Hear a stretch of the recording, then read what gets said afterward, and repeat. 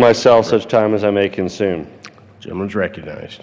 So, to be clear, the goal of the Endangered Species Act, it doesn't exist just to get species off the list. It exists to keep species on the planet, and it has a tremendous track record of success, 99% effective at preventing extinction of species that have been listed on the endangered species list. Now, there is strong precedent for passing bipartisan Endangered Species Act measures. Last Congress, I was very proud to be an original co-sponsor of Mr. Bishop's Endangered Fish Recovery Programs Extension Act, which became law in January of 2013. The Endangered Fish Recovery Programs Extension Act facilitated the recovery of 4 endangered fish species native to the upper Colorado River Basin. The bill ensured compliance with the Endangered Species Act for over 200 projects that use water from the Colorado River and provided enough water for agricultural and municipal water use as well. I salute Representative Bishop's efforts to pull together a bipartisan group from Utah, Colorado, New Mexico, and Wyoming to work together on that successful modification to the Endangered Species Act. What we have before us today is not an example of that same bipartisan spirit and open process of work that can build upon rather than take a step back from protecting species that are an important part of our ecosystem. This bill, in its current form, would not only waste taxpayer dollars and federal government agency time by creating additional red tape and bureaucracy, but it is also a waste of our limited remaining time in session.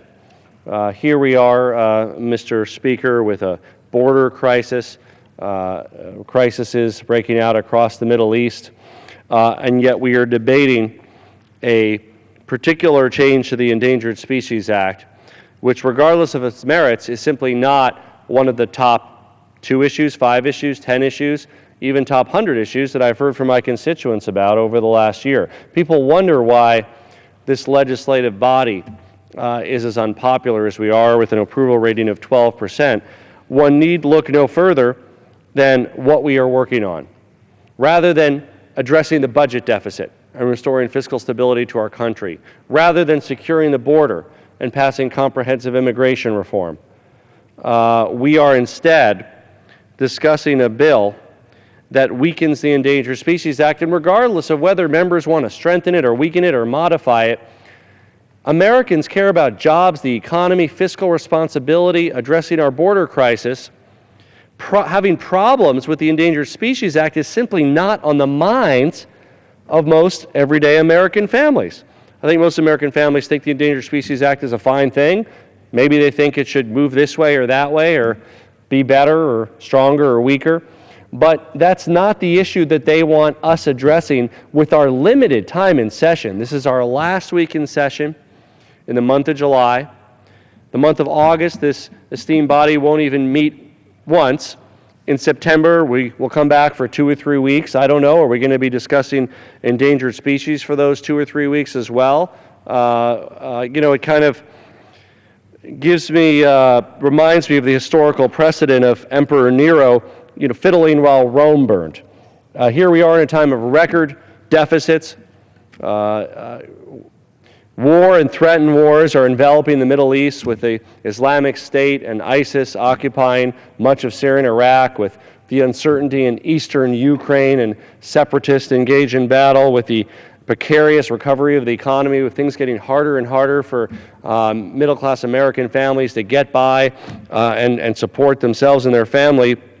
Here we are with only 3 days left in session before September, discussing relatively minor changes that add another bureaucratic layer and red tape to the Endangered Species Act. It's simply not what the people of my district hired me to fight for them on, and I don't think it's what the people of this country want Congress to do at this point. There are so many issues that the American people, the people who sent us here to represent them, agree on, where there's common ground. One example is immigration reform. Polls have shown that 87% of Americans support comprehensive immigration reform. Perhaps we found that last 13% of people who approve of Congress. Maybe it's those same people who don't want to see immigration reform. The only people left who approve of these obstructionist tactics with regard to immigration reform, the tactics which are tearing families apart, hurting our economy, bloating our deficit, preventing us from securing our border, are an ever-dwindling percentage of Americans. Now that we've dealt with this, or are dealing with this Endangered Species Act, I hope that we can get back to addressing immigration reform. Let us have a vote on comprehensive immigration reform, a vote on raising the minimum wage, a vote on a comprehensive plan to balance the budget. Let's have a real debate, exchange real ideas to move our nation forward. There are a number of flaws in this modification of the Endangered Species Act, which prevent it from being a true piece of bipartisan legislation with wide support from this body, like I had the opportunity to work on with Mr. Bishop last session.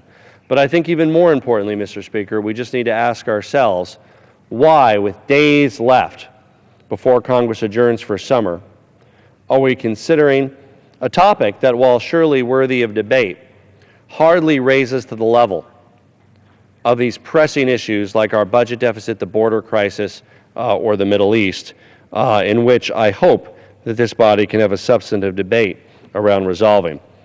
While we are here debating a partisan, politically charged bill that threatens to undermine the Endangered Species Act, 32 wildfires larger than 5,000 acres are burning in 7 western states. My district had several last summer, and we're worried about this summer.